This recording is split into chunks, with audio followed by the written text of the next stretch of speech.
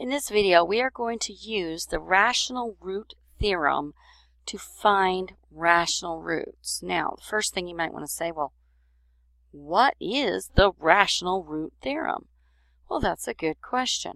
I'm going to write out our polynomial first, and then we'll discuss the rational root theorem. So I have 2x to the third power minus x squared plus 2x and plus 5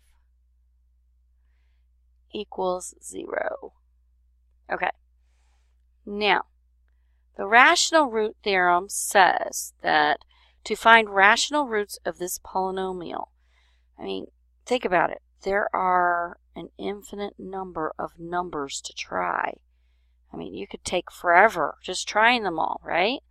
Well, it narrows it down to factors of the constant term over factors of the leading coefficient.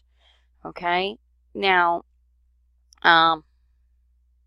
some books you call this P, your constant term, and they call Q your leading coefficient. So they always say factors of P over Q. So factors of 2 are 2 and 1. Okay? Factors of 5 are 5 and 1, because 1 goes into any number. Okay? So my possible factors, so possible roots, remember, this is narrowed down from every number there is. I'm going to take, you say positive or negative, 1 over 1, which is 1, and then 1 over 2, so 1/2. And I'm going to put 5 over each of these, so 5 over 1, which is 5. And 5 over 2, which is 5/2. The order does not matter as long as you have all of them, and it's positive or negative. So what does that mean? Positive of all of those, negative of each. Now, how can you tell which ones work? Good question. We could do one of two things. We could do a whole bunch of synthetic substitutions, or I could make a table and do direct substitutions. What numbers would I substitute? These numbers. Okay, I'm going to actually start with the whole numbers. So we're going to make a table. So there's x. And then we're going to say p of x, because we have a polynomial in x. I'm going to start with the whole numbers. So I have 1. And then I'm going to substitute -1. Okay, and then we're going to have 5, and then we'll substitute -5. And then we'll do the fractions. So we'll have positive 1/2 and -1/2. And then we'll have positive 5/2 and last, -5/2. Okay, now when we substitute 1 in place of x, we get 8. So what does that tell me?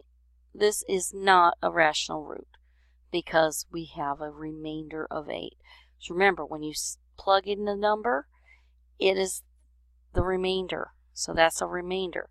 So if I did a synthetic substitution, I would have a remainder of 8. So if you do synthetic substitutions, you're looking for remainders of 0. Now, when I plug in -1, something nice and magical happens. I get 0. So -1 is a rational root of this polynomial, because there's no remainder. When I plug in 5, I get 240. So 5 is not a rational root of this polynomial. Okay, when I plug in -5 or do a synthetic substitution or synthetic division with -5, I end up with -280. So -5 is not a rational root. Then when I plug in +1/2, I get 6. So +1/2 is not a real rational root. Plugging in -1/2, I get 7/2. And then plugging in 5/2, I get 35. So 5/2 is not a rational root for this polynomial. Plugging in -5/2, I get -75/2. Okay, so what does that tell me? There's only one real rational root to this polynomial. So, and that's -1. So the only rational root is -1. So -1 is the only rational root.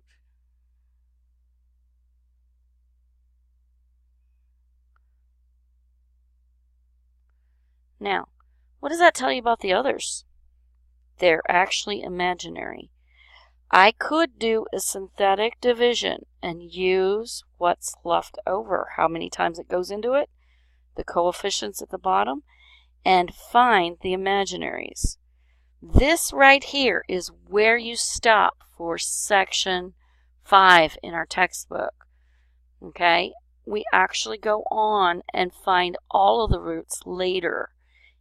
So get really good at this, all right, because the rest of the chapter is going to depend on this stuff.